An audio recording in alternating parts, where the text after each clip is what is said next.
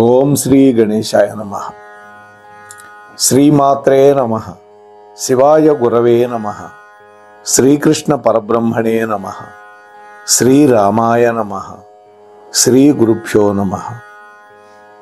నారాయణం నమస్కృత్య నరం చైవ నరోత్తమం దేవీం సరస్వతీం వ్యాసం తతో జయముదీరయేత్. సచ్చిదానందరూపాయ విశ్వోత్పత్యాదిహేతవే తాపత్రయ వినాశాయ శ్రీకృష్ణాయ వయం నమః. మోహనవాణి ఛానల్ ద్వారా పవిత్రమైనటువంటి ఈ శరన్నవరాత్రులలో బెజవాడ కనకదుర్గమ్మ యొక్క వైభవాన్ని వింటూ ఉన్నటువంటి భక్తామ తల్లులకు తండ్రులకు ముందుగా నా యొక్క సాధువాదాలు చెల్లించుకుంటున్నాను. ఈ రోజున 8వ భాగంలోకి మిమ్మల్ని సాదరంగా ఆహ్వానిస్తూ ఉన్నాను. ఈరోజు మనం మహాలక్ష్మీదేవి అవతారంలో అమ్మవారు వచ్చి మహిషాసుర సంహారం చేసినటువంటి ఘట్టాన్ని మనం నిన్న ప్రారంభించుకున్నాం. దాన్ని ఈ రోజున కొనసాగిద్దాం. ఆది పరాశక్తి నుంచి అద్భుతమైనటువంటి సరస్వతీదేవి అవతారంలో వచ్చి శుంభ నిశుంభులను చంపేసింది. ఆ జగన్మాత యొక్క అవతారమైనటువంటి మహాలక్ష్మీదేవి ఇప్పుడు ఆవిర్భవించింది. అది కూడా ఎలా? త్రిమూర్తులలో నుంచి వచ్చే శక్తులు ఒక రూపాన్ని ధరించినాయి. ఆ తర్వాత సమస్త దేవతలు అమ్మవారికి తమ యొక్క అంశాలని సమర్పించుకున్నారు. అప్పుడు ఆ ఆదిశక్తి యొక్క భీకర రూపానికి భయభ్రాంతులైపోయినటువంటి 3 లోకాల వాసులు భయంతో ఆమెను స్తోత్రం చేశారు. జయహో జగన్మాత, జయ జయ జయహో మహాశక్తి, జయ జయ అంటూ జయ జయలు పలికారు అని మనం చెప్పుకున్నాం. దేవతలు మరికొందరు ఆమె చేతిలో ఉన్నటువంటి సురాపాత్రలోకి ఆకాశం నుండి మధు నింపటం మొదలుపెట్టారు. ఆ మహాశక్తి దేవతలు చేసినటువంటి జయ ఘోషకి ఉన్మత్తురాలవుతూ సురాపానం చేస్తూ ఆ మద్యపాన ఆవేశంతో ఊగిపోతూ ఏమి కావాలి మీకు అని గర్జించింది. సంహారం, ఆ మహిషాసుర సంహారం తల్లి అని 50 మంది పెద్ద పెట్టున ఏకకంఠంతో నినదించారు. అప్పుడు ఆ తల్లి వారి యొక్క అభ్యర్థనలకి తల పంకిస్తూ ఉన్మత్త ఆవేశంతో ఊగిపోతూ ఒరి అసుర మహిషాసుర అని గాండ్రించింది. 14 భువనాలు దద్దరిల్లిపోయేలాగా ఆ ప్రళయకాల గర్జన వినిపించింది. మహిషాసురుడికి అదిరిపడ్డాడు. అదే సమయంలో 3,000,000 దేవతలు ఆ మహాశక్తికి రణోత్సాహాన్ని రేకెత్తించడానికి డప్పులు, ఢమరుకాలు, ఢంకాలు వాయిస్తూ ఉన్నారు. అనేక శంఖారావాలు ఊదుతున్నారు. యుద్ధ వాతావరణాన్ని హోరెత్తిస్తూ ఉన్నారు. వారి యొక్క ఢంక, ఢమరుక, భేరీ, భాంకార నాదాల ప్రళయ ఘోష పాతాళ లోకాన్ని దద్దరిల్లింపజేసింది. అప్పుడు మృత్యుంజయుడు, శత్రు భయంకరుడైనటువంటి ఈ మహిషాసురుడి మీద రణ నినాదాలు జరపగలిగిన వాళ్ళు ఈ 3 లోకాల్లో ఎవరూ లేరే. మరి ఎవరిదా రణభేరి? దేవతలందరూ ఏనాడో దిక్కులు పెట్టి పారిపోయారు. ఎవరికి ధైర్యం వచ్చింది అంటూ హుంకరించాడు మహిషాసురుడు. అంతలో ఒక అసురుడు భయపడుతూ పరిగెత్తుకొచ్చి ఆయాసంతో రొప్పుతూ రోస్తూ, ప్రభు, అది ఆడదో ఆదిశక్తో, ఆ మహాశక్తి యొక్క ప్రళయ భీకర స్వరూపం ఆవేశం, ఉన్మత్త గర్జనలు చేస్తూ మనలోకం వైపే కదలి వస్తోంది. ఆమె ఎక్కినటువంటి సింహరాజం తన భీకరమైన గాండ్రింపులతో మరింత భీతి గొలుపుతోంది. దేవతలంతా ఆ దేవి యొక్క వెనకాల భేరీ, నినాద, ఢంక, ఢమరక, శంఖారావాలతో రెచ్చగొడుతూ ఉన్నారు. ప్రభు, ప్రళయమే మన వైపు కదిలి విరుచుకుపడుతోందా అన్నట్లుగా ఉంది అని విన్నవించాడు వాడు. ప్రళయమా, ప్రపంచనమా అంటూ మహిషాసురుడు దిగ్గున లేచారు. ఓరి చామరాసుర, ఓరి కరాళాసుర, ఓరి ఉదగ్రాసుర, ఓరి చిక్షుర, తామ్ర, దుర్ముఖ అసుర వీరుల్లారా, మీరంతా మీ సేనా వాహినులతోటి రణరంగానికి కదలండి. సకల శస్త్రాస్త్ర మారణాయుధాలు ధరించండి. యుద్ధభూమికి రండి. మీ మాయా రాక్షస విద్యా ప్రదర్శనలతోటి, అట్టహాస ఘోషలతోటి మన మీదకి దాడి చేసే ఆ మహాశక్తిని, ఆమె వెన్నంటి వస్తున్నటువంటి దేవతా సేనా సమూహాన్ని నిలువరించి నిర్జించండి. శత్రుమూకలను చీల్చి చెండాడండి అని ఆజ్ఞలు జారీ చేశాడు. వెంటనే వాళ్ళంతా జయహో మహిషాసుర, జయహో అంటూ పెద్ద పెట్టున నినాదాలు చేశారు. అప్పుడు ఆ రాక్షస సైన్యాలు సముద్ర ఘోషలాగా గాండ్రింపులు చేస్తూ యుద్ధభూమికి బయలుదేరారు. అసుర సైనికుల ఆర్భాటాలతో అంతరిక్షం అంతా కూడా దుమ్ము సుడులు తిరుగుతూ ఉంది. ఆ ధూళిని, ఆ సుడులను చూస్తూ ఆ దుమ్ము పొరల వెనకాల ఉన్నటువంటి రాక్షస సేనావాహిని కనిపించకపోవడం వల్ల దేవతలంతా బెంబేలెత్తారు. అంత దుమ్ము రేగింది. అప్పుడు అమ్మవారు ఒక్కసారిగా తన యొక్క నాసికా పుటాలని అనంతంగా పెంచి ఆ ధూళి సుడులను ఒక్క ఉదుటున లోపలికి పీల్చేసుకుంది. అంతే, క్లియర్గా కనిపిస్తోంది అన్నమాట. అప్పుడు తమ కళ్ళ ముందు కనిపించినటువంటి అమ్మవారి యొక్క ఉగ్ర స్వరూపాన్ని చూస్తూ ఆ రాక్షస సేనా సమూహం యావత్తు శిలల్లాగా బిగుసుకుపోయారు. సంహార సంహార, అసుర సంహార అని గర్జిస్తూ ఊగిపోతోంది అమ్మవారు. ఆమె యొక్క 10 బాహువులని అలంకరించి ఉన్నటువంటి అద్భుత ఆయుధాలు, త్రిశూలము, చక్రము, శంఖము, గద, ఖడ్గము, పరశువు, పాశము మొదలైనటువంటి దివ్య ఆయుధాలు ధగధగ మెరుస్తూ రాక్షస సైన్యాలని భయకంపితులను చేస్తూ ఉన్నాయి. వాళ్ళు అనుకున్నారు, వచ్చినటువంటి ఆదిశక్తి మామూలు శక్తి కాదు, ప్రభు మన రాక్షస కులాన్ని నాశనం చేయటానికి అవతరించినటువంటి ఒక మహమ్మారిలాగా ఉంది అంటూ రాక్షస సైన్యం భయంతో గగ్గోలు పెడుతూ ఉన్నారు. ఆడన్నాడు చామరాసురుడు, ఆదిశక్తి అయినా ఆడదే కదా, ఒక్క పెట్టున ఆ శక్తి మీదకి లంఘించండి, ఆమె హస్తాలు తెగనరకండి, ఆమె సింహాన్ని చంపేయండి అని ఆజ్ఞాపించాడు. భీకరమైన స్వరంతో. వాడి పేరు చామరాసురుడు. మరుక్షణమే రాక్షసులు జవహో మహిషాసుర అంటూ పెద్ద పెట్టున నినాదాలు చేస్తూ ఆ మహాశక్తి మీదకి లంఘించారు. తమ యొక్క ఖడ్గాలు, బాణాలు, గదలు పెద్ద పెట్టున ప్రయోగించారు. అమ్మవారు ఒక్కసారిగా హుంకారం చేసింది. ఆ హుంకార జ్వాలకి వాళ్ళు ప్రయోగించిన ఆయుధాలన్నీ కూడా కనురెప్పపాటులో భగ్గున మండి బూడిదైపోయింది. అప్పుడు అమ్మవారు మరొక్కసారి హుంకారం చేసింది. తన 2 చేతులకి ఉన్న గోళ్లను ఒక్కసారిగా విదిలించింది. ఆ గోళ్ల విదిలింపులో నుంచి వెలువడ్డటువంటి శక్తులను చూసి బ్రహ్మదేవుడు అంతటి వాడు విస్మయపడిపోయాడు.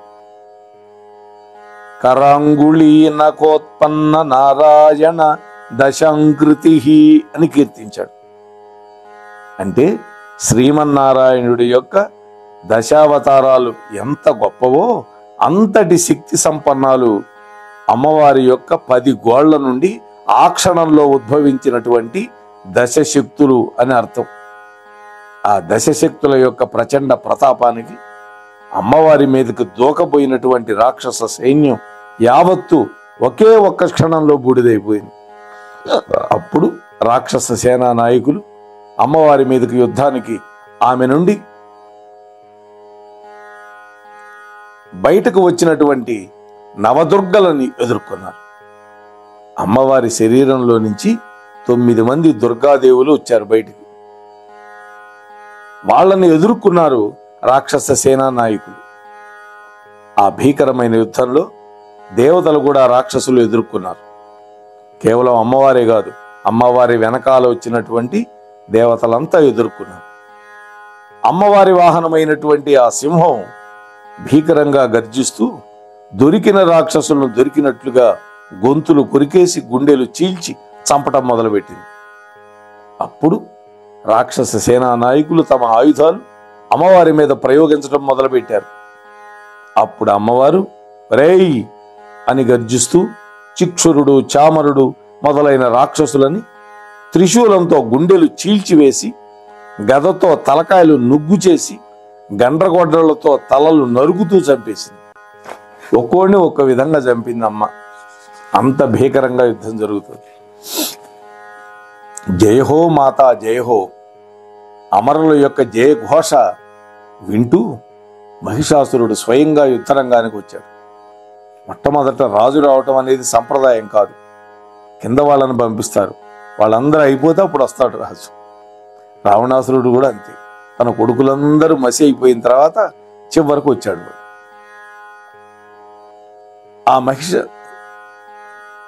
ఆ మహిషుడు వస్తూనే తన సహజమైనటువంటి జన్మకారకమైన మహిషి రూపం ధరించాడు. ముక్కుపుటాల నుంచి పొగలు జిమ్మాడు. తన కాలి డెక్కలతో దేవతలను తొక్కేస్తున్నాడు. కొమ్ములతో వాళ్ళను కుమ్మి పారేస్తున్నాడు. తోకతో వాళ్ళని చెళ్ళున బాదుతూ ఉన్నాడు. నోటితో వాళ్ళను కరిచి కొరికి గాయపరిచి బాధ పెడుతూ ఉన్నాడు. దేవతలు ఆ బాధలు భరించలేక పాహిమాం మాతా పాహిమాం అంటూ ఆక్రందన చేస్తూ ఉన్నారు. అప్పుడు అమ్మవారు భయంకరమైనటువంటి ఆకారం ధరించి గర్జిస్తూ ఆ మహిషాన్ని బంధించడానికి పాశాలని దాని కొమ్ముల మీదకి విసిరేసింది. మరుక్షణమే మహిషుడు సింహరూపానికి వెళ్ళిపోయాడు. అంటే ఆ రూపంలోంచి సింహరూపం, కొమ్ములు ఉంటే కదా ఆ పాశాలు కట్టేసేది. అమ్మవారికి కోపం వచ్చింది. ఆ సింహం మీదకి బాణాల పరంపర కురిపించింది. అప్పుడు మహిషాసురుడు ఒక ఏనుగు రూపం ధరించి తన తొండంతో అమ్మవారిని చుట్టి విసిరి కొట్టబోయాడు. అప్పుడు అమ్మవారు గండ్రగొడ్డలతో ఆ తొండాన్ని నరికి పారేసింది. అప్పుడు మహిషాసురుడు శిరస్సు తప్ప మిగతా దేహమంతా మహిష దేహంగా తన నిజ రూపాన్ని ధరించాడు. తలకాయ తప్ప మిగతాదంతా దున్నపోతు శరీరమే. భీకరంగా గర్జించాడు. కాలి గిట్టలతో యుద్ధరంగాన్ని గీరాడు. అప్పుడు దుమ్ము పైకి లేచింది. మేఘాల మాదిరిగా అంతరిక్షం అంతా కూడా చుట్టుముట్టింది ఆ దుమ్ము.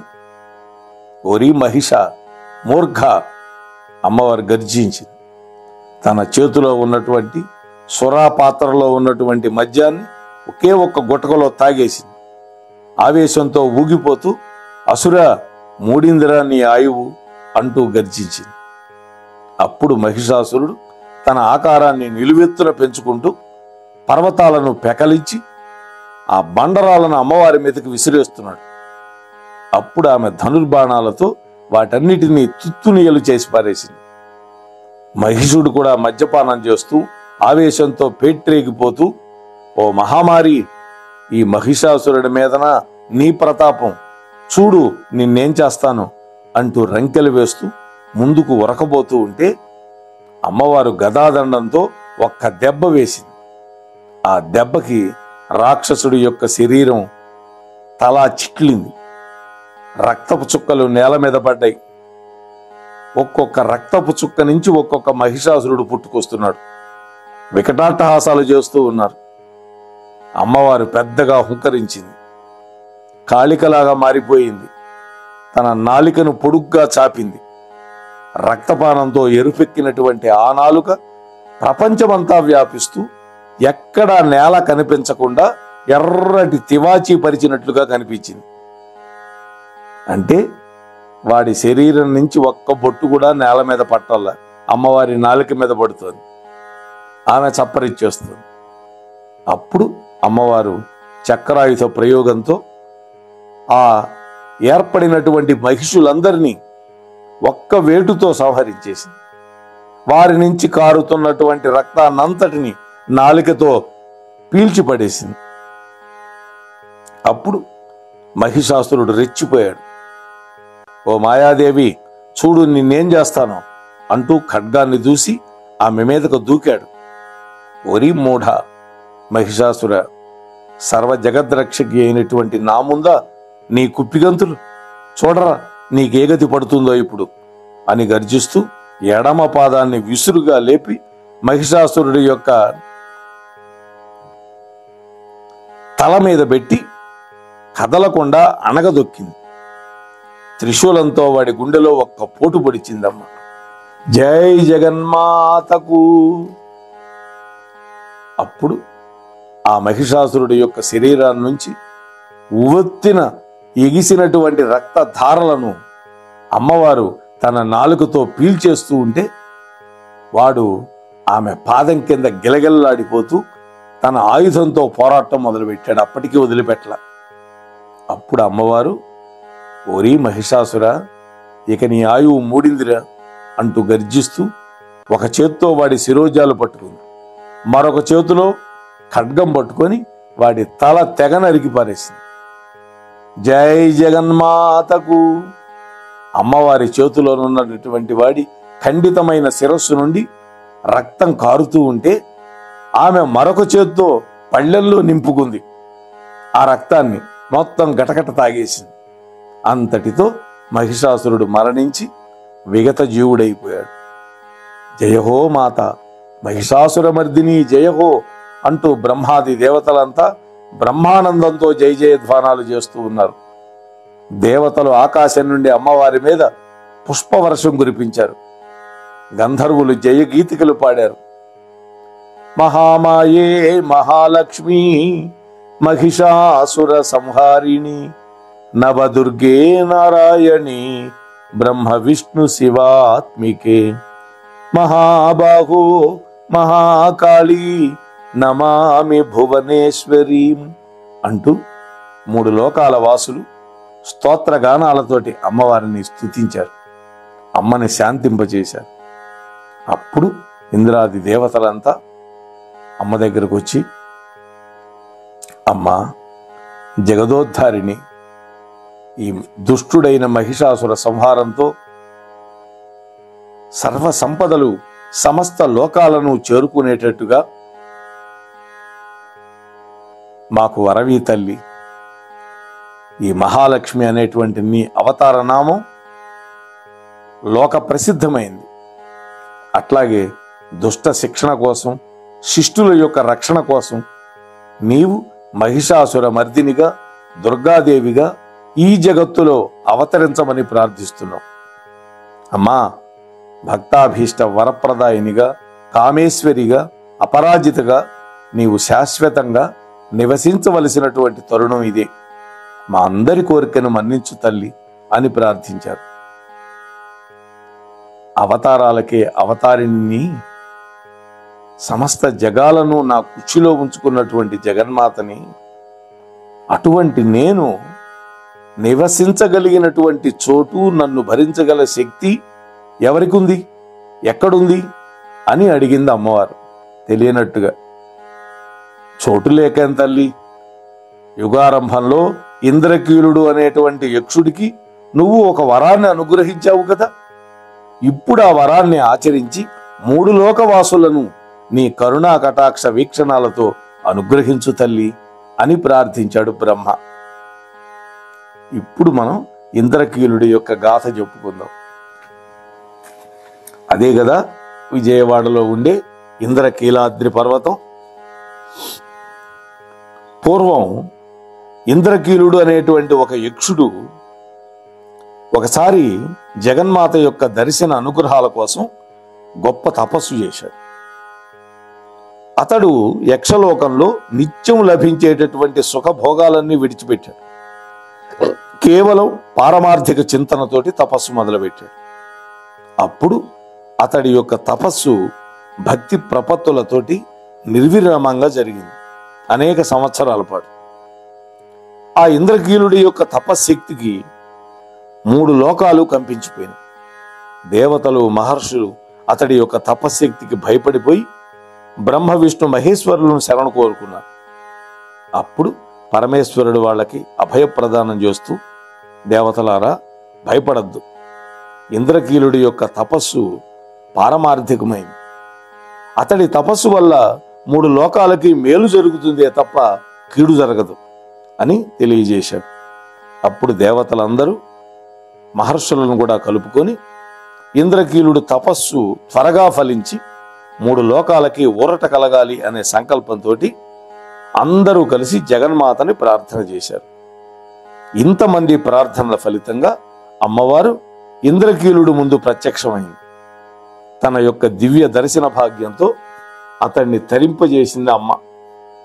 నాయన ఇంద్రకీల, అందరూ ఇహలోక సుఖాలను ఆశించి మాత్రమే నన్ను ప్రార్థిస్తారు. నీ తపోదీక్షకు మెచ్చుకున్నాను. నీకేం కావాలి నాయన? అష్టైశ్వర్యాలు ప్రసాదించమంటావా? భోగభాగ్యాలు కావాలా? స్వర్గలోకానికి గాని నిన్ను ప్రభువుని చేయమంటావా? ఏమిటి నీ కోరిక అని అడిగింది మందస్మితమైన ప్రసన్న వదనంతో ఆ జగన్మాత. ఇంద్రకీలుడు మరొక్కసారి భక్తి ప్రపత్తులతో ఆ జగన్మాతకు ప్రణామం చేసి, మాత, నీకు సర్వము తెలుసు. సర్వలోకాలను బ్రోచేటటువంటి అమ్మకి తన బిడ్డ యొక్క మనస్సులో ఉన్నటువంటి కోరిక తెలియదా? అయినా అమ్మగా నువ్వు అడిగావు కాబట్టి ఒక బిడ్డగా చెప్పడం నా విధి కదా, నేను అడిగేదా అన్నాడు వాడు. అడుగు నాయన, అడగందే అమ్మైనా పెట్టదనే సామెత నీకు కూడా తెలుసు కదా, అడుగు అన్నది జగన్మాత. ఇంద్రకీలుడు మరింత వినయ విధేయతలతోటి మరొక్కసారి జగన్మాతకు నమస్కారం చేసి, అమ్మా, నాకు ఇహపర సుఖాలపై గాని అశాశ్వతమైన భోగభాగ్యాల మీద గాని ఆశ లేదు. తల్లి, నీవు నన్ను అనుగ్రహించి దయతో నా ఉదరస్థానంలో శాశ్వతంగా నివసించు. నన్ను కృతార్థుణ్ణి చరితార్థుణ్ణి చెయ్యి తల్లి. నా ఈ జన్మకి పవిత్రమైనటువంటి పరమార్థాన్ని అనుగ్రహించు అని ప్రార్థించాడు వాడు. అమ్మని ఉదరంలో ఉండమన్నాడు. అలనాడు గజాసురుడు పరమేశ్వరుణ్ణి ఉదరంలో ఉండమన్నట్టు ఇంద్రకీలుడి యొక్క కోరిక విని చాలా సంతోషించింది అమ్మ. నాయనా ఇంద్రకీల, పవిత్రమైన భావంతో నిండినటువంటి నీ కోరికలో దోషం లేదు. కానీ 3 లోకాలను నాగర్భంలో నింపుకున్నటువంటి జగన్మాతని నేను పరుల గర్భంలో నివసించటం అసాధ్యం, అసంభవం. అదీగాక బిడ్డలు తల్లి గర్భంలో పెరగడం ధర్మం గాని తల్లి బిడ్డడి యొక్క గర్భంలో ప్రవేశించడం అనేది లోక విరుద్ధం కదా, ప్రకృతి ధర్మ విరుద్ధం. కాబట్టి నీకు ఉచితమైన మరేదైనా వరం కోరుకో, తీరుస్తాను అన్నది. ఎంత అద్భుతంగా చెబుతుందో చూడండి అమ్మ. అప్పుడు ఇంద్రకీలుడు భక్తితో 2 చేతులు జోడించి శిరస్సుకు తాకించి, అమ్మా, సాక్షాత్తు జగన్మాతవైనటువంటి నీ దర్శన భాగ్యం లభించిన తర్వాత కూడా ఇహపర సుఖాల కోసం తప్పించేవాడు పరమ మూర్ఖుడు. నువ్వు నా గర్భస్థురాలివై నివసించాలి అనేటువంటి ఒక పవిత్రమైన కోరిక తప్ప నాకు మరే కోరిక రాదు లేదు. ఆ పైన నీ దయ అన్నాడు వాడు. అప్పుడు జగన్మాత మందహాసం చేసి, నీ కోరిక అసాధ్యమైనది అయినా కూడా నీ భక్తి పరమార్థం నన్ను సంతోషపెట్టింది. నాయనా, నీ కోరిక తీరుస్తాను. అయితే ఇప్పుడు కాదు. నీవు ఒక పర్వత రూపం ధరించి ఇంద్రకీలము అనేటువంటి పర్వతం పేరుతో ప్రసిద్ధుడు అవుతావు. కాలక్రమంలో మహిషాసుర సంహారం చేసిన తర్వాత 3 లోకాల వాసులని వాళ్ళ యొక్క ప్రార్థన మేరకి నేను మహిషాసుర మర్దినిగా నీ గర్భంలో వసిస్తాను. కలియుగాంతం వరకు నేను నీ పర్వత గర్భ నివాసినై వసిస్తాను. దుర్గమమైనటువంటి నీ పర్వత గర్భం నుండి ఆవిర్భవించటం వల్ల నన్ను దుర్గా అనే పేరుతో పిలుస్తారు. నన్ను దర్శించినటువంటి ప్రతి వారు ముందు నిన్ను తలుచుకొని నీ నామాన్ని స్మరిస్తారు.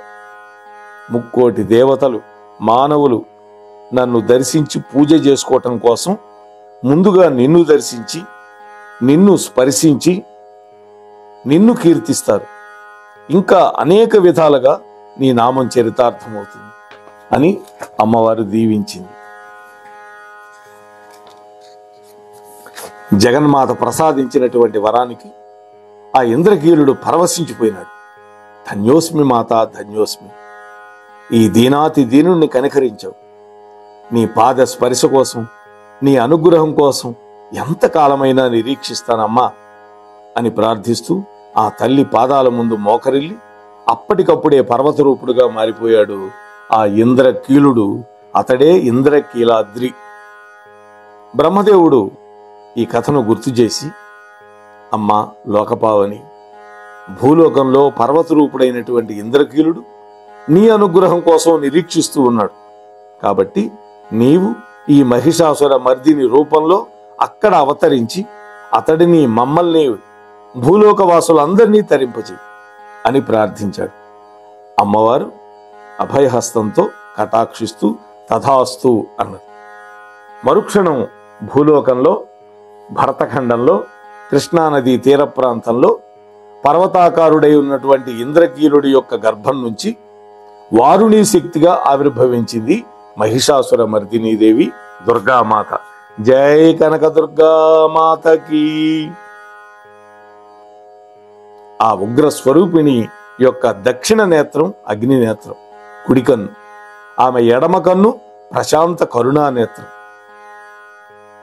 దుర్గమమైన ఇంద్రకీలాద్రి పర్వత గర్భం నుండి ఆవిర్భవించినటువంటి ఆ దుర్గమ్మ కుడి కన్ను దృష్టి సోకి ఆ ప్రాంతంలో ఉన్నటువంటి ఆ పర్వతం యొక్క కుడి భాగం అంతా కూడా అగ్ని విస్ఫోటనాలతో బద్దలై పొగలు కొక్కుతూ నిప్పులు చుమ్ముతూ ఆకాశానికి ఎగిరింది.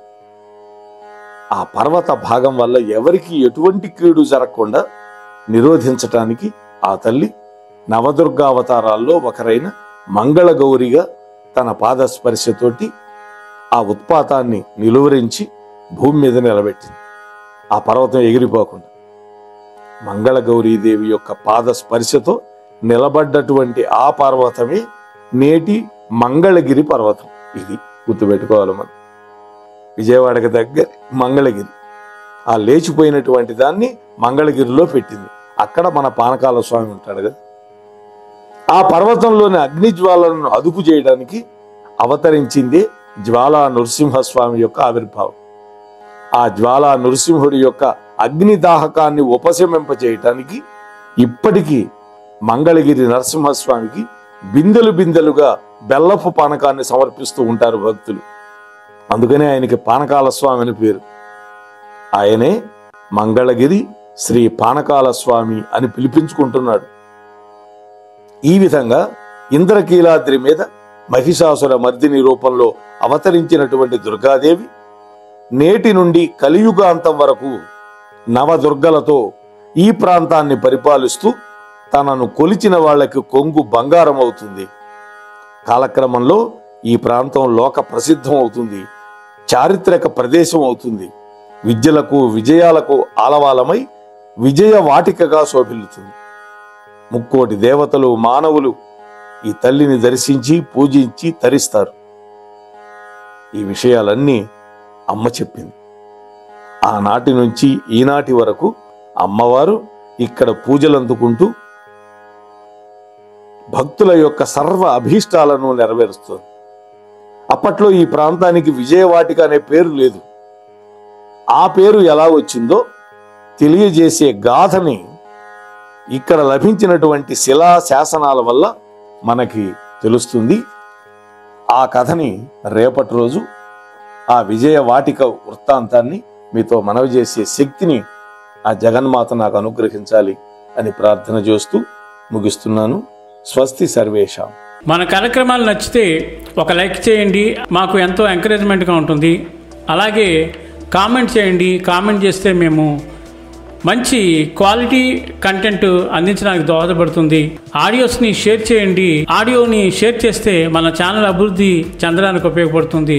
ఇంతవరకు మన కార్యక్రమాన్ని చూస్తూ ఎంజాయ్ చేస్తున్నట్లయితే, ఒకవేళ సబ్స్క్రిప్షన్ కనుక చేయలేకపోతే ఇప్పుడే ఈ క్షణమే సబ్స్క్రైబ్ చేసుకుని ఆ పక్క నుండి బెల్ బటన్ మోగించండి. వినండి, వినిపించండి, వింటూనే ఉండండి. మోహనవాణి తెలుగు పోడ్కాస్ట్.